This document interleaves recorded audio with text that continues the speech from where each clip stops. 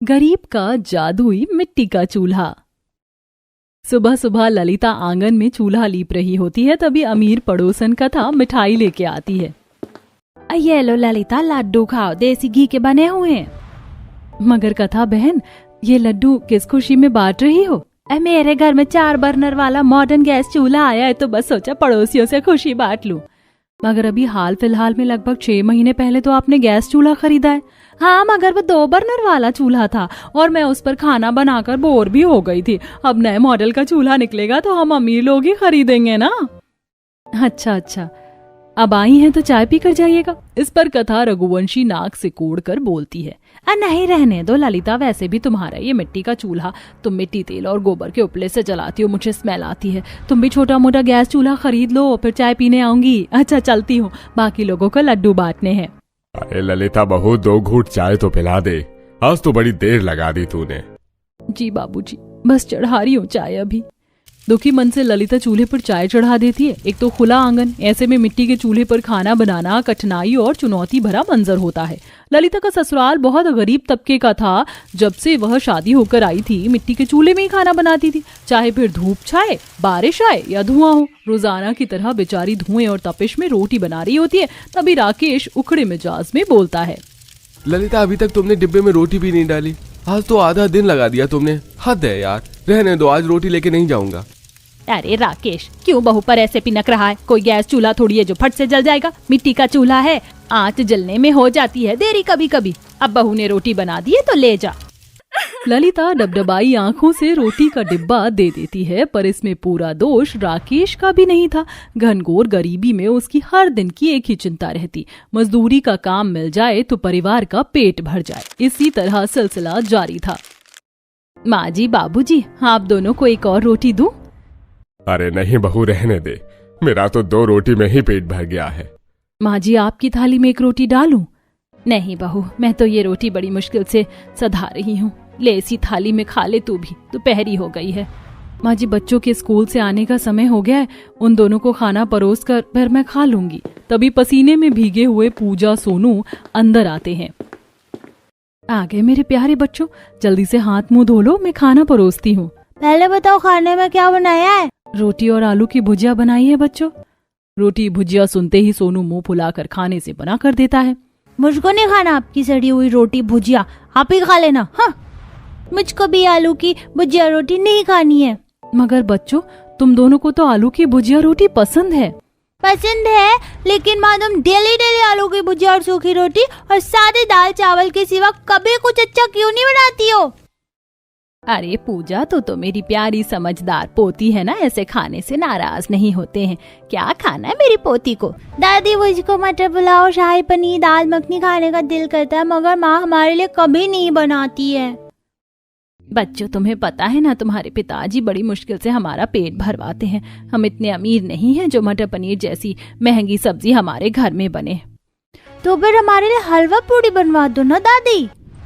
सोनू जैसे ही दबदबाई आंखों से हलवा पूरी खाने की इच्छा जताता है, गरीब रेवती, हरि प्रसाद और ललिता का दिल पिघल जाता है। बहू जा, थोड़ा 2-4 कचौड़ी और हलवा बनाकर दे दे, दोनों बच्चों का दिल रह जाएगा। जी माँ जी। ललिता कड़ी धूप में आंगन में आकर हलवा पूरी बनाने में जुट जाती है। हे भगवान, इस मिट्टी के चूल्हे पर पकवान बनाना राई के पहाड़ बनाने जितना कठिन है। शुक्र है भगवान का हलवा तो तैयार हो गया, जल्दी से पूरी छान लेती हूँ। ललिता पूरी तलने लगती, तभी एकदम से मिट्टी का चूल्हा टूट जाता है, तेल से भरी कढ़ाई पलट जाती है। तभी सास रेवती दौड़ कर आती है। अरे बहू, तू ठीक तो है? तेल का छींटा तो नहीं पड़ा? नहीं माँ जी, मैं ठीक हूँ, मगर चूल्हा टूट गया, अब खाना किस पर बनेगा? कोई बात नहीं बहू, नया चूल्हा बना लेंगे। बड़ी अनहोनी होने से टल गई, केवल चूल्हा टूटा है। माँ जी, दोनों बच्चों के खाने लायक हलवा पूरी बन गई है, मैं परोस देती हूँ, फिर जंगल चली जाऊंगी। मिट्टी भी लेकर आना और ईंधन के लिए लकड़ियां भी। ललिता हलवा पूरी की थाली सजाकर जैसे ही जाने लगती है, उसकी नजर पड़ोसन के दरवाजे पर जाती है, जहाँ एक बड़ी गरीब कुबड़ी कोढ़ी बुढ़िया खाना मांग रही थी। बेटिया, भगवान के लिए 2 रोटी खिला दो, बहुत भूखी हूँ, भगवान तुमको बरकत दे। हे भगवान, ये बुढ़िया कितनी ढीठ है, मेरे घर में तुझको खिलाने के लिए कुछ नहीं है, चल भाग भाग यहाँ से।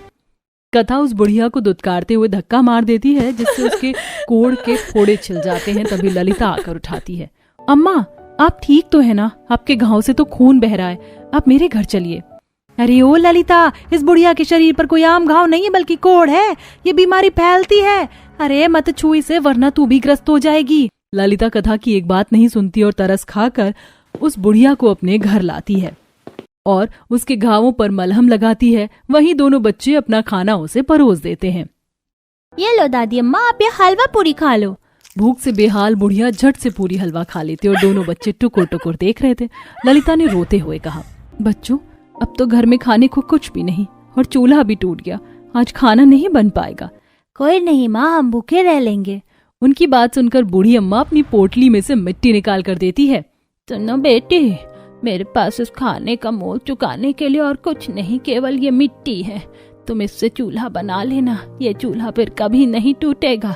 मैं चलती हूँ। बुढ़िया ललिता को मिट्टी देकर चली जाती है। ललिता उस मिट्टी से चूल्हा तैयार करती है। जैसे जैसे मिट्टी सूखती है चूल्हा खरे सोने की तरह चमचमाने लगता है। तभी रेवती टोकती है, ललिता बहू, ये चूल्हा कौन सी अनोखी मिट्टी से बनाया है? देख, कुंदन की तरह चमक रहा है। खैर, अब खाना चढ़ा दे, राकेश भी लौटने वाला होगा। जी माँ जी। जैसे ही ललिता चूल्हे पर भगोना चढ़ाती है बर्तन लबालब लजीज शाही पनीर से भर जाता है, जिससे पूरा का पूरा गरीब परिवार अचंभा करने लगता है। हैला माँ, ये चूल्हा तो दिन के चिराग की तरह जादू करता है।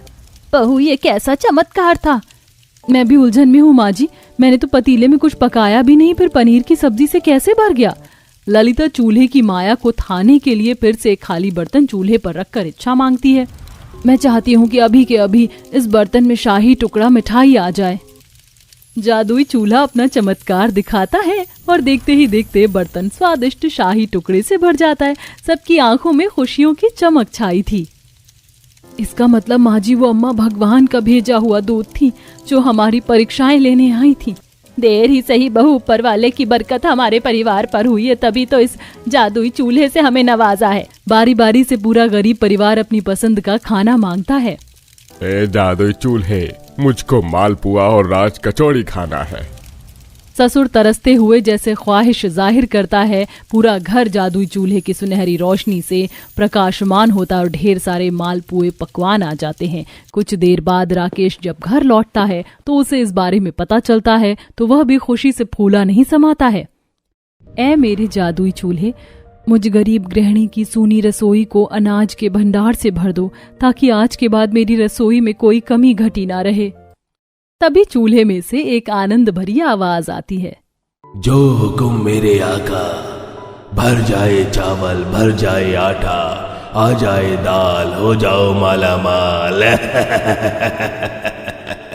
देखते ही देखते ललिता की गरीब टूटी फूटी रसोई का नक्शा बदल जाता है। अनाज किस्म किस्म की दाल सब्जी भरपूरी से भर जाती है। ललिता, आज के बाद तुम्हारी रसोई के अन्न के खते सदा भरे होंगे। कोई कभी घटी तुम्हारे डेरे के निकट नहीं आएगी। मेरा इस्तेमाल कर और बदल लो अपनी तकदीर। अंत में ललिता सूझबूझ के साथ जादुई चूल्हे का सदुपयोग करती है और होटल खोल लेती है, जहां तरह तरह के खाना और व्यंजन खाने के लिए लोगों की भीड़ जुटने लगती है, खास करके उसके चूल्हे की रोटी खाने के लिए। शहर से अच्छे खासे संपत्ति वाले भी मीलों का सफर तय करके आते। इस तरह ललिता अपने परिवार के गरीबी दुख कष्ट को दूर करके एक सफल गृहिणी के तौर पर मिसाल कायम करती है। खाना बनाने का ऐसा गार्डन में तो मजा ही कुछ और है, लेकिन सर्दी भी है। ये तुम यहाँ क्या कर रही हो? भाभी वो मैं। ये गार्डन में खाना कौन बनाता है?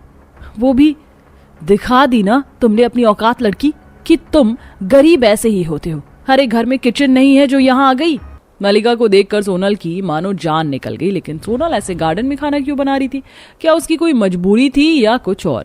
अब मलिका क्या करेगी? इतने सारे सवालों के जवाब जानने के लिए कहानी में पीछे चलते हैं। विकास, मैं तुम्हें बहुत पसंद करती हूँ, लेकिन मुझे नहीं लगता कि तुम्हारे इतने बड़े घर में मैं रहने के लायक हूँ। कहाँ तुम और कहाँ मैं, हम दोनों के रिश्ते को कोई स्वीकारेगा नहीं। जहाँ दिल राजी वहाँ रब राजी, और जहाँ रब राजी वहाँ फिर सब भी राजी हो ही जाते हैं। तुम चिंता क्यों कर रही हो सोनल? तुम ही वो लड़की हो जो मेरे लिए बेस्ट है। मैं बस 5 मिनट में तुम्हें लेने आ रहा हूँ, रेडी रहना। पर सोनल मेरी बच्ची, किससे बात कर रही थी तू? कुछ नहीं बाबा, वो मैं तो, आप मुझे गलत मत समझना। नहीं बेटा, मैं तुझे गलत नहीं समझ रहा हूँ, बल्कि मैं तो काफी खुश हूँ। तूने अपने लिए खुद ही सही इंसान को चुन लिया। सच बाबा, बाबा वो आज मुझे लेने आ रहा है। अपने आशीर्वाद के साथ मुझे विदा करेंगे ना? जरूर करूंगा। मेरा आशीर्वाद तो हमेशा ही मेरी सोनल के साथ है। सोनल एक गरीब लड़की थी जो कि एक अमीर परिवार के लड़के को पसंद कर बैठी थी। आज वही लड़का सोनल को हमेशा के लिए अपने घर लेकर जाने को आ रहा था। कुछ ही देर बाद विकास सोनल के घर पहुंच गया, जहां उन्होंने शादी की और सोनल के बाप का आशीर्वाद लेकर वो दोनों ही अपने घर की तरफ को निकल लिए। वाह, कितना सुंदर फूलों और हरियाली से भरा हुआ गार्डन है। विकास, क्या यही हमारा घर है? हाँ सोनल, यही है हमारा प्यारा घर। वो देखो, कितना बड़ा हवेली जैसा घर है। हवेली जैसा नहीं, ये हवेली ही है। अच्छा चलो अब गाड़ी से उतरो। मुझे डर लग रहा है विकास, तुम्हारे घर वाले मुझे। ओहो सोनल, मैं हूं ना, कुछ नहीं होगा। विकास ने सोनल का हाथ पकड़ लिया और वो उसे अपने घर के अंदर लेकर गया, जहां उसकी बहन ने अपने भाई को एक लड़की के साथ आते हुए देख लिया और उसने अपनी माँ और भाभी को इस बारे में बता दिया। अच्छा, तो तुम दोनों 4 सालों से एक दूसरे को जानते हो? तुमने मुझे इस लड़की के बारे में एक बार भी बताना जरूरी नहीं समझा विकास? माँ बस डरता था कि कहीं आप मना न कर दो।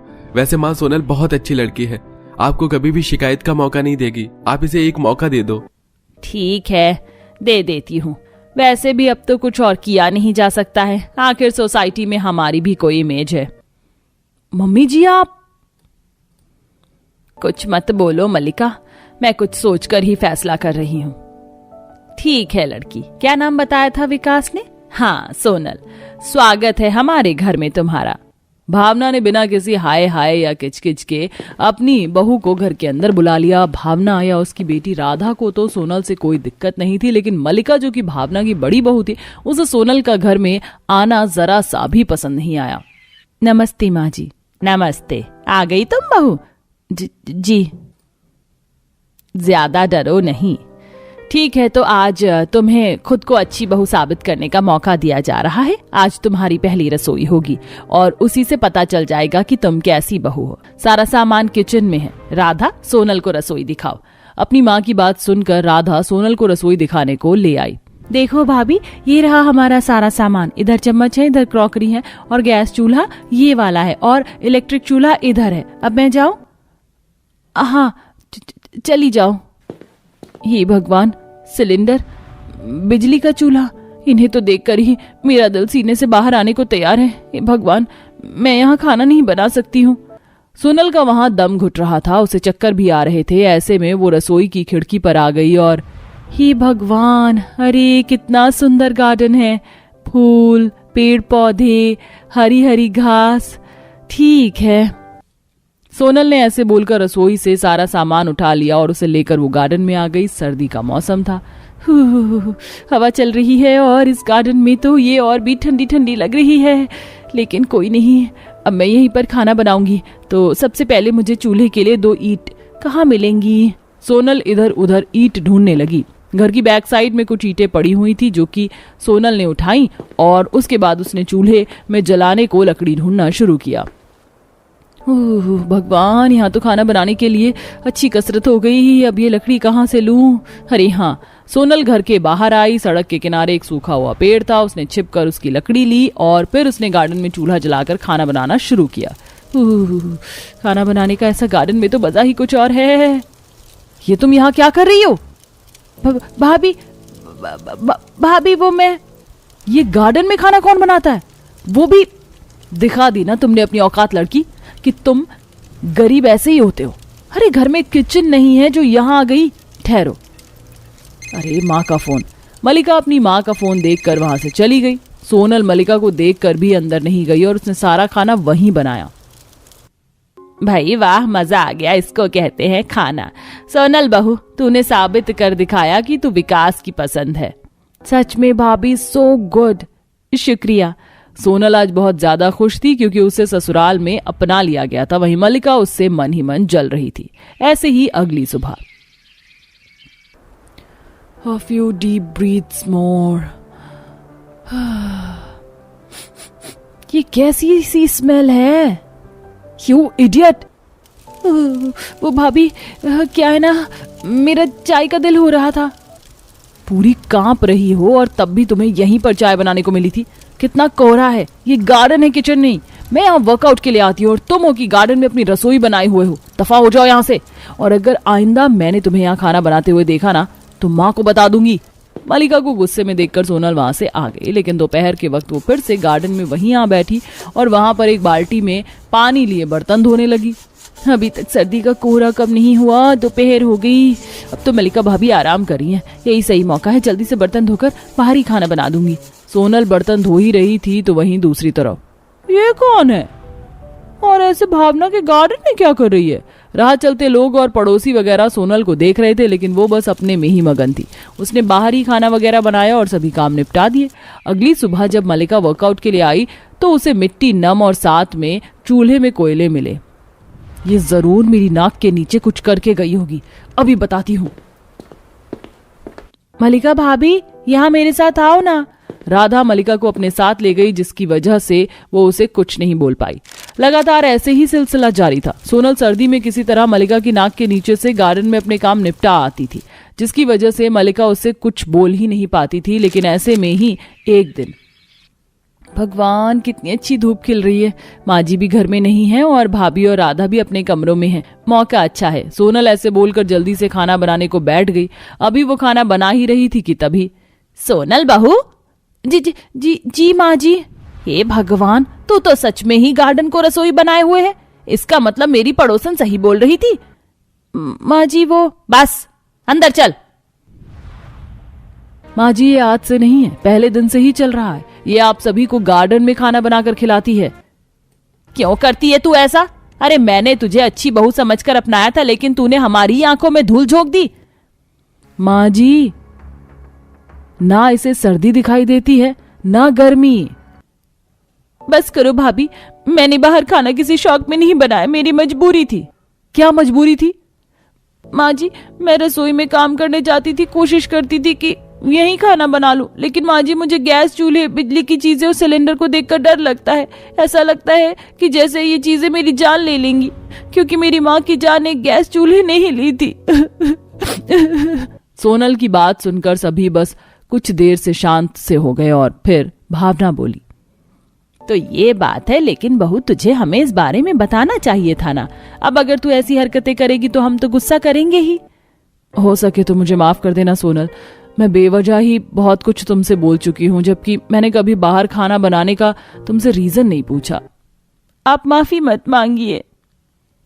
रो मत भाभी, ज्यादा बड़ी बात नहीं है। ये चीजें बेशक खतरनाक है, लेकिन अगर सावधानी से इस्तेमाल करो तो बहुत काम की भी हैं। अब हम आपको इन्हें सावधानी से इस्तेमाल करना बताएंगे। राधा की बात सुनकर सोनल मुस्कुराने लगी। बस फिर क्या था, उसी दिन से मलिका और राधा ने मिलकर सोनल को किचन की चीजें सावधानी से चलानी बताई। कुछ दिनों में ही सोनल सब कुछ सीख गई और सब फिर खुशी खुशी रहने लगे।